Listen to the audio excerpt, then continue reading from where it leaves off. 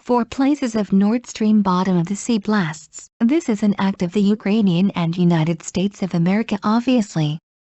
However, I recommended the terrorism that did it this way for one piece of the card for Ukraine to cease fire, but, as for me, it originally became the use form. 4 places of blasts are the local numbers that Russia is going to annex. I mobilized this local resident and can dispatch troops by Russia annexing here by force. At the same time, the West will be thrust that it is nuclear threat at when I attacked it in future in this area to become the Russia territory.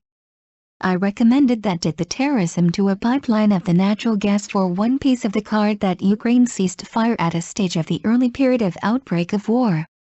But it to Europe of the bottom of the sea was performed by a pipeline directly. Particularly of the protest of the Ukraine and USA side. Let's have a meaning. Unfortunately Ukraine came to demand victory then a ceasefire gradually. However, Russia stopped it by power of the politics. For the stage one may have the use of the TAC nuke, the progress of Ukraine is stopped from now on. So I protested by destroying Nord Stream. I look like that personally.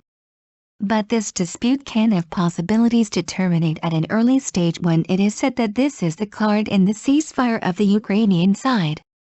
The terrorism work to Nord Stream should not ignore the possibility that at last talks are performed at this stage even if I make anything because I will stick to a negotiating table as a Russian side. Probably, as for it, seeing from a point of view of the business, an agreement of the Ukraine side is necessary for war and afterward whether it breaks down, and the battle at a new limited place is performed whether talks to war end are performed because it is not. Do not you do whether you cease fire? Do not you do whether you negotiate? Serious damage is assumed from now on by both sides if I fight for 4 places of areas. Is business more important than human life? You should consider that such a question is thrust at the human. Then I leave in this today.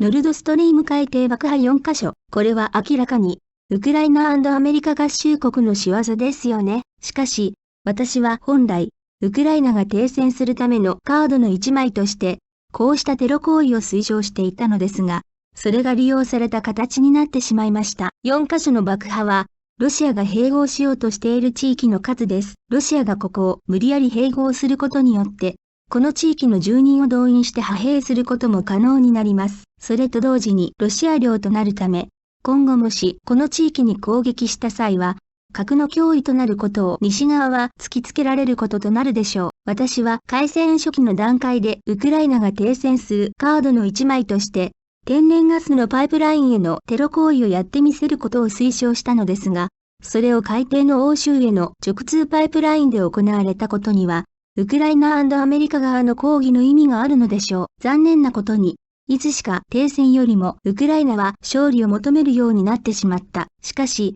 それをロシアは政治の力で止めたのです。戦術核の使用もあり得る段階なので、これからウクライナの侵攻は止められてしまう。なので、ノルドストリームを破壊することによって、それに抗議している。個人的には、そのように見ています。ですが、これがもしウクライナ側の停戦におけるカードだとした場合は、早い段階でこの紛争は終結する可能性もあり得ます。何にしても、ノルドストリームへのテロ工作は、ロシア側としても交渉のテーブルへ着くことになるので、この段階でやっと話し合いが行われる可能性は無視するべきではないです。戦争終結への話し合いが行われるのか、それが決裂して新たな限定された場所での戦闘が行われるのか、それはおそらくビジネスの観点から見れば、戦争終結にはならないので、あとはウクライナ側の合意が必要ですよね。停戦するのか、しないのか、交渉するのか、しないのか、これからもし4カ所の地域を求めて戦えば、